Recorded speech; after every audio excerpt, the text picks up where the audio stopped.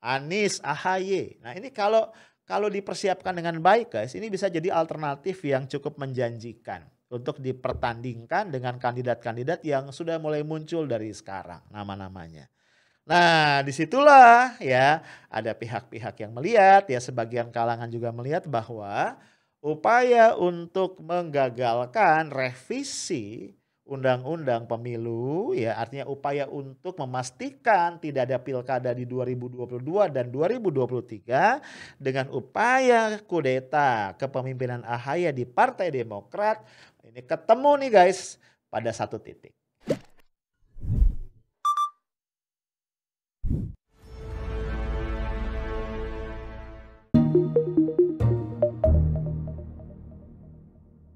Hai guys, salah satu aktivitas yang paling asik dilakukan di sore hari tentunya adalah menikmati secangkir teh ya. Karena itu gue temenin lu semua di Afternoon Tea edisi hari Sabtu 6 Februari 2021. Guys, kita tahu ya sebelumnya DPR RI mengajukan draft revisi Undang-Undang Pemilu ya. Dan salah satu pasal yang paling menyedot perhatian publik adalah rencana revisi jadwal pilkada ya. Semula kan pilkada serentak 2024 kemudian dihidupkan kembali wacana lewat revisi ini pilkada 2022-2023 akan tetap dilaksanakan. Nah, semula nih ada 4 fraksi ya, 4 partai Golkar, Nasdem, Demokrat, PKS yang setuju terhadap revisi tadi. Dan ada 4 fraksi yang menolak, artinya ingin tetap sebagaimana awalnya pilkada serentak 2024. Yang mereka ini adalah PDIP, PKB, P3 dan juga PAN. Ada satu partai yang masih lihat kiri kanan belum menentukan sikap yaitu Gerindra. Nah yang menarik guys, lalu satu persatu nih ya, para pengusung revisi itu balik badan ya. Nggak tahu kenapa ya, kalau gua nih sebagai jurnalis ya juga sosiolog itu nggak pernah percaya pada kebetulan. Kayak tulisan gua ya, baju gua nih ya, tidak percaya kebetulan, bener ya? Jadi gua nggak percaya tuh, nggak gua reken, oh itu kebetulan aja bang gitu, nggak mungkin, nggak mungkin ya. Partai politik itu pasti punya kalkulasi politik, jadi gue bertanya-tanya ada apa nih, tapi kita baca dulu beritanya ya. Ini yang terakhir balik badan adalah Nasdem. Ini berita di tempo.co Sabtu hari ini ya 6 Februari 2021. Judulnya Nasdem berubah sikap, Surya Paloh tolak revisi Undang-Undang Pemilu dukung Pilkada 2024. Iyalah kalau Pak Surya Paloh udah bilang pasti nurut komandan kok. Kita lihat ya. Ketua Umum Partai Nasdem Surya Paloh menginstruksikan fraksi partainya di Dewan Perwakilan Rakyat untuk tak melanjutkan revisi Undang-Undang Nomor 7 Tahun 2017 tentang Pemilu. Selain tak melanjutkan revisi Undang-Undang Pemilu, Paloh juga menginstruksikan jajarannya mendukung Pilkada Serentak 2024. Paloh beralasan Indonesia tengah berjuang menghadapi pandemi COVID-19 dan memulihkan ekonomi. Sehingga kata dia partai-partai pendukung pemerintah perlu tetap solid untuk mendukung upaya pemulihan ini. Nah, ini ada kata-kata dari Pak Surya Paloh ya. Cita-cita dan tugas Nasdem adalah sama dengan Presiden, yakni untuk kemajuan dan masa depan bangsa yang lebih baik, kata Surya Paloh dalam keterangan tertulis Jumat malam 5 Februari 2021. Nah, ia juga mengatakan sebagai partai politik Nasdem berkewajiban menelaah kritis setiap kebijakan. Namun kata dia, Nasdem tetap mengutamakan kepentingan bangsa dan negara di atas segala-galanya. Ya, keputusan Paloh ini menandakan perubahan sikap dalam kurung pembalikan badan ya. Nasdem terkait revisi Undang-Undang Pemilu dan Penyelenggaraan Pilkada 2022 dan 2023. Sebelumnya, Nasdem gencar mendukung revisi Undang-Undang Nomor 7 Tahun 2017 ini serta normalisasi pilkada. Normalisasi pilkada itu maksudnya yang 2022 tetap, 2023 tetap ya. Nah misalnya nih ya, Kamis 4 Februari 2021, berarti cuma selang sehari sebelumnya ya. Fraksi Nasdem DPR bahkan menggelar diskusi mengenai urgensi revisi aturan ini. Diskusi itu mengundang anggota Dewan Pembina Perkumpulan untuk Pemilu dan Demokrasi Perludem, yaitu Titi Anggraini. Ya, Direktur Eksekutif Lembaga Survei Indonesia Jayadi Hanan dan pelaksana tugas Ketua Komisi Pemilihan Umum Ilham Saputra. Jadi serius nih ya, Nasdem ini serius dalam konteks tadi mengajukan revisi. Ketua fraksi Nasdem DPR Ahmad Ali ketika itu secara tegas menyatakan partainya mendukung normalisasi pilkada 2022 dan 2023 lewat revisi Undang-Undang Pemilu. Ya, Ali juga mengatakan gak relevan jika pilkada 2022 dan 2023 disebut mengganggu stabilitas keamanan dan pemerintahan. Oke, nah sebelumnya kita tahu ya guys bahwa pemerintah itu melalui Kementerian Dalam Negeri telah menyatakan menolak ya usulan revisi Undang-Undang Pemilu yang diajukan DPR RI. Nah, Dirjen Politik dan Pemerintahan Umum Kemendagri ini Pak Bahtiar mengatakan bahwa Undang-Undang Pemilu belum dilaksanakan sehingga tidak pada tempatnya untuk direvisi. Di samping itu, energi pemerintah dan DPR itu mestinya dipusatkan untuk mengatasi pandemi. Dengan demikian, pilkada akan tetap dilaksanakan sesuai jadwal semula, yaitu serentak tahun 2024. Nah, kalau ini dilaksanakan, beberapa daerah akan terdampak nih. Ya, artinya kepala daerahnya akan berhenti di tahun 2022, sehingga menjelang sampai 2024 ini akan ditunjuk PLT, tentu oleh pemerintah ya. Daerah-daerah tadi antara lain ya, Provinsi DKI Jakarta, Jawa Barat, Sumatera Utara, dan Jawa Timur. Ya, ya nih kalau lu tilik apa namanya provinsi-provinsi ini provinsi besar ya, yang punya suara yang luar biasa. Dan kalau kita lihat di provinsi-provinsi ini ya, mungkin kecuali Jawa Timur mungkin ya.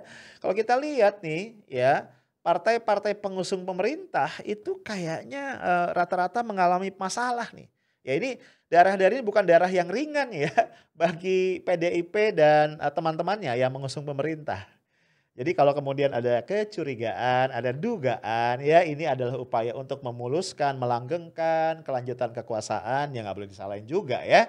Gitu. Nah, kita tahu juga ya sebelumnya ya di akhir Januari ya Gerindra itu yang semula belum menentukan sikap ini mulai tegas menyatakan menolak revisi Undang-Undang Pemilu dan minta pilkada tetap dilakukan serentak. Ya ini sebagaimana dikemukakan oleh Sekjen Gerindra yaitu Ahmad Muzani. Alasan beliau apa? Ya kurang lebih sama lah ya. Agar fokus pemerintah, fokus kita itu untuk menangani pandemi dan seluruh dampaknya. Gak cuma sampai situ guys, belakangan nih Golkar. Yang juga semula mengusulkan revisi, mendukung normalisasi pilkada itu juga balik badan ya. Golkar menganggap revisi Undang-Undang Pemilu belum diperlukan dan mendorong pilkada tetap serentak 2024.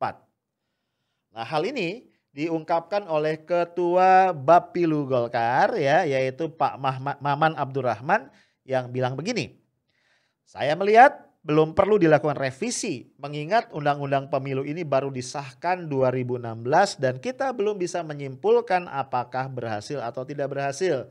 Karena uji cobanya di 2004 nanti pilkada serentaknya. Oke Pak.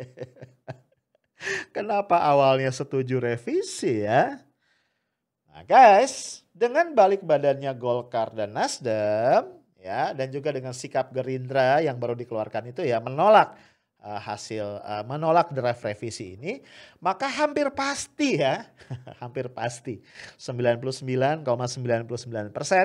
ya upaya revisi Undang-Undang Pemilu ya sekaligus adalah juga revisi jadwal pilkada itu batal ya. Artinya pilkada akan tetap dilaksanakan serentak tahun 2024.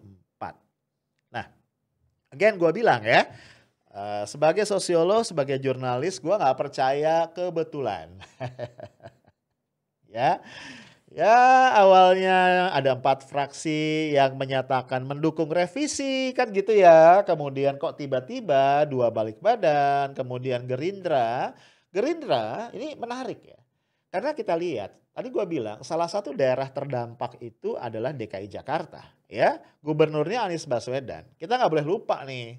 Gubernur Anies itu naik jadi gubernur di Pilkada 2017. Pengusung utamanya adalah Gerindra bersama-sama dengan PKS.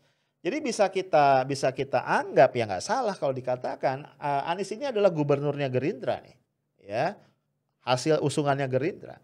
Jadi mestinya Gerindra paling berkepentingan untuk memastikan bahwa Anies itu masih punya tiket ya, artinya tiketnya tetap valid gitu.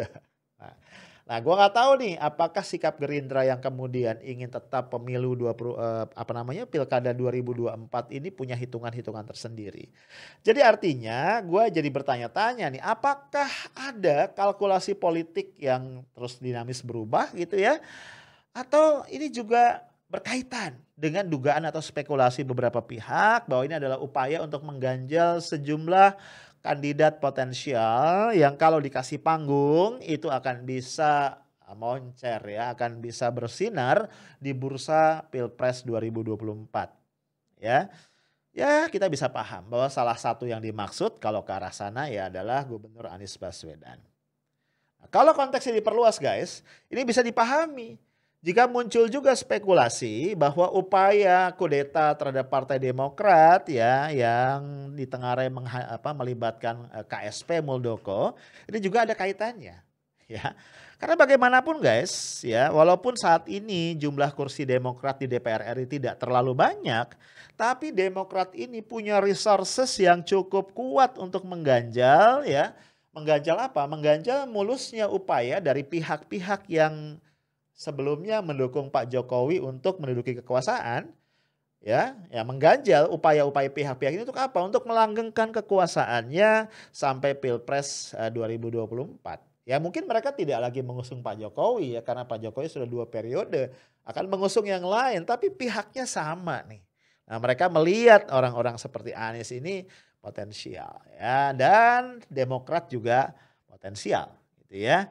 Ya bisa saja kita berimajinasi. Namanya imajinasi kan tidak dilarang ya. Bahwa misalnya nih ya, Anies, AHY. Nah ini kalau dipersiapkan dengan baik guys, ini bisa jadi alternatif yang cukup menjanjikan untuk dipertandingkan dengan kandidat-kandidat yang sudah mulai muncul dari sekarang nama-namanya. Nah disitulah ya ada pihak-pihak yang melihat ya, sebagian kalangan juga melihat bahwa upaya untuk menggagalkan revisi undang-undang pemilu ya, artinya upaya untuk memastikan tidak ada pilkada di 2022 dan 2023 dengan upaya kudeta kepemimpinan AHY di Partai Demokrat ini ketemu nih guys pada satu titik. Ya again, ini dugaan analisis politik ya. Namanya analisis bisa benar bisa salah ya. Lu boleh kasih pendapat di kolom komentar.